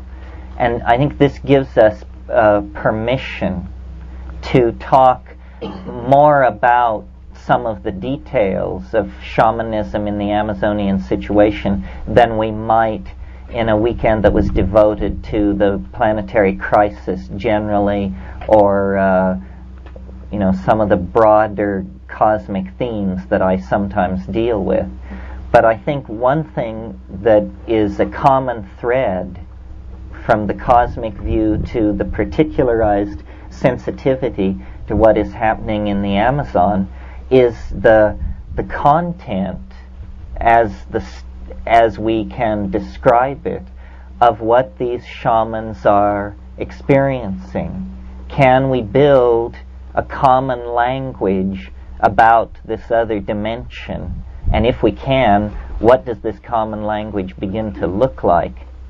So I thought this afternoon I would just remind you of some of the old metaphors for this alternative dimension, the beta matrix, the other realm, and then some possible new wrinkles on it. And I'm speaking now particularly of the intensified states that are associated with this shamanic complex of plants based on tryptamine. So it's a worldwide phenomenon. DMT is rarely distributed in any plant in sufficient quantity that it can trigger an unambiguous intoxication without somehow being concentrated. Either you have to extract and concentrate the bark, or you have to do a hot water extraction of the leaf, or in some way it has to be concentrated. Yet nevertheless, over the millennia, people have located the sources of this phenomena and spared no effort to make it available in a religious and shamanic context. Well, so what is it? The experience is can be very compressed and brief. In a typical DMT experience where it has been smoked, the onset of the experience is on the order of 30 seconds, and the duration on the order of 5 to 7 minutes. With ayahuasca, and sometimes the way the tribal people do it is they boost it. They take a second hit some hours into the thing. You can prolong these states of intense visionary synesthesia for hours. But, yeah?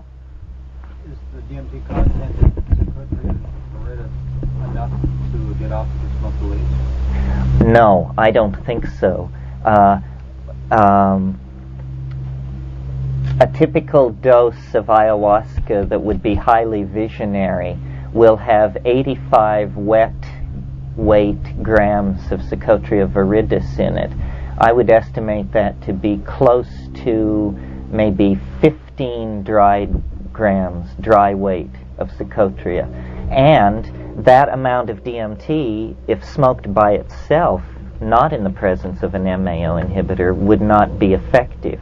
You see, the genius of the ayahuasca pharmacology is that beta-carboline alkaloids like harmine and harmaline are being used to lower the threshold of sensitivity to DMT, so that a dose of DMT that would normally be not perceived is in fact, absolutely flattens you, because your sensitivity has been raised by the inhibition of these enzyme systems. Well, what is this like experientially?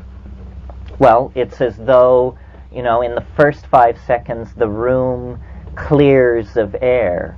Everything, all colors brighten. It's as though the air has been sucked out of the room. Everything brightens. There's a generalized feeling of anesthesia, perhaps localized in the skin.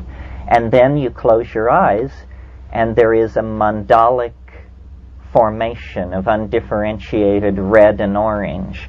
This is some kind of, what you're actually seeing is the bow shock of this gradient of unusual neurochemistry hitting the synaptic membrane. One by one, the synapses are giving up their normal affinity for serotonin and instead converting over to the bioelectric dynamic molecule that is being suddenly offered to them. And as this occurs on a scale of millions and then tens of millions of synaptic locations, a higher cortical experience comes into being. There is a sound like the compression of a cellophane wrapper, a kind of crackling sound, and then a penetration into this alternative reality, some kind of a modality of light and distance and dimensionality that is somehow inhabited. This is the real shocker for the modern positivist, reductionist mind, that it is a world of spirit, of animate intelligence, of comprehending and relating that suffuses every atom of existence. And if you ask a shaman, what is this? He will answer without hesitation, oh, well, it's the realm of the dead, it's the afterlife, these are our ancestors. What he doesn't explain is why one's ancestors should look like they're made out of gold and brass and be puttering around like jeweled basketballs, speaking in hyperdimensional syntactical languages which condense on the floor in front of you. Apparently, these are questions which are reserved for a deeper level of initiation. But in any case, they say, oh, these are the ancestors.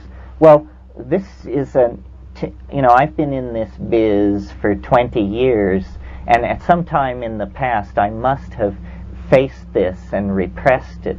But recently it has come to me what a stunning denouement this would actually be if this is truly and in fact what shamanism is about. And that we merely have to open ourselves to what these people are saying. And what they are saying is there is a chemical technology for accessing the beyond, this higher mathematical manifold where that which has been and that which will be is somehow kept. Some Blakean domain of potentiality that can be accessed.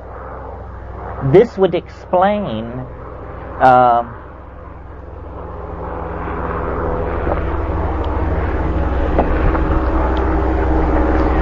this hair-raising sense of familiarity that attends the contact with the utterly bizarre and unexpected. So that when the cognitive dissonance that accretes itself around this ecstasy is composed of two parts. It is that, my God, I can't believe this is happening, or even that I could perceive it if it were.